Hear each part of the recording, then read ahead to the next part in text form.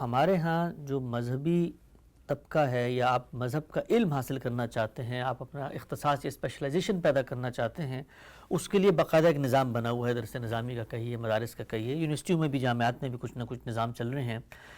اب یہ ہوتا ہے کہ ایک شخص جو اپنے اندر صلاحیت رکھتا ہے وعظ کی، اس کو بھی جب سسٹم میں انجیکٹ کیا جاتا ہے تو جو نظام ہے وہ تو محقق علماء پیدا کرنے کا یا کسی درجے میں معلمین پیدا کرنے کا، اس کے اندر مشکل فن کی کتابیں ہیں، اس کے اندر پھر اس علوم و فنون اور زبانوں کو سیکھنے کا پورا مرحلہ ہے، پھر امت کی علمی تاریخ سے واقفیت حاصل کرنا ہے۔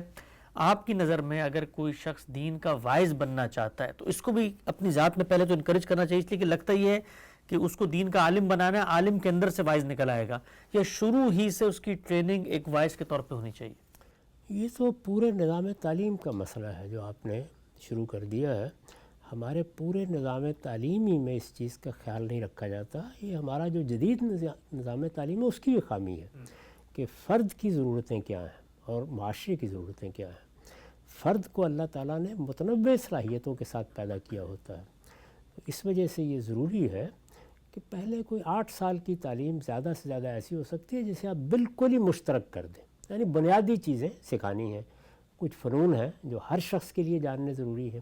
اگر کوئی لینگویجز کی مہارت ہے تو عام زبان، نہ کہ کسی زبان کا لٹریچر یا اس کا ادب، وہ ہر شخص کی ضرورت ہوتی ہے۔ بولنا ہر شخص کو ہے، کچھ نہ کچھ لکھنا بھی ہر شخص کو ہے۔ تو اگر آپ 7-8 سال کی تعلیم کے بعد یہ دیکھ لیں کہ اب رجحانات کیا ہیں، اور ان رجحانات کے لحاظ سے، جیسے میں ہمیشہ تجویز کرتا ہوں کہ آپ دینیات گروپ کو، آپ فنون کے گروپ کو جس کو آرٹس کہتے ہیں، اسی طرح آپ سائنس کے گروپ کو بالکل الگ کر دیں، اور اسی طرح خود دینیات کے اندر بھی یہ دیکھیں کہ کوئی لوگ کیا ہیں، ان کی شخصیت کیا ہے، پروردگار نے ان کو کیا صلاحیتیں دی ہیں، کیا رجحانات سامنے آئے ہیں، تو ان کو اس کا موقع دیا جائے کہ وہ اسی کے لحاظ سے تعلیم پالیں۔ اور اس میں بھی ظاہر ہے کچھ چیزیں پڑھائی جائیں گی اور کچھ چیزیں اس میں سے نکال دی جائیں گی۔ وہ لوگ کہ جو محقق بننا چاہتے ہیں ان کے لیے راہیں کھلی ہوئی ہیں، وہ عام طریقے کے مطابق بہت سی چیزیں سیکھتے ہوئے آگے بڑھ سکتے ہیں۔ تو یہ عام طور پر خیال نہیں رکھا جاتا، بلکہ بہت سے لوگ ہیں جو ہنرمند بننے کے لیے پیدا کیے اللہ تعالیٰ نے۔ اگر آپ لوگوں کو اس لحاظ سے دیکھیں، تعداد کے لحاظ سے دیکھیں، تو بہت بڑی تعداد ہنرمندوں کی ہوتی ہے یا کاروباری ذوق رکھنے والوں کی ہوتی ہے۔ ان کو حوصلہ افزائی ملنی چاہیے، ان کو مواقع ملنے چاہیے، ان کے لیے یہ مشکل راستے نہیں ہونے چاہیے۔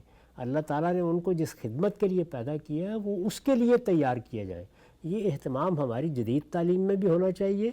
اور میں تو خیر 12 سالوں تک آپ جانتے ہیں کہ اس کا قائل ہی نہیں ہوں کہ کوئی الگ نظام تعلیم بنایا جائے۔ ایک ہی نظام تعلیم میں لوگوں کے لیے سارے راستے موجود ہونے چاہیے۔ ایک وقت کے بعد کچھ لوگ اگر سائنس کی طرف جانا چاہتے ہیں چلے جائیں، کچھ لوگ فنون کی طرف جانا چاہتے ہیں چلے جائیں، کچھ دینیات کی طرف جانا چاہتے ہیں چلے جائیں، کچھ ان میں پھر آگے اختصاص کرنا چاہتے ہیں۔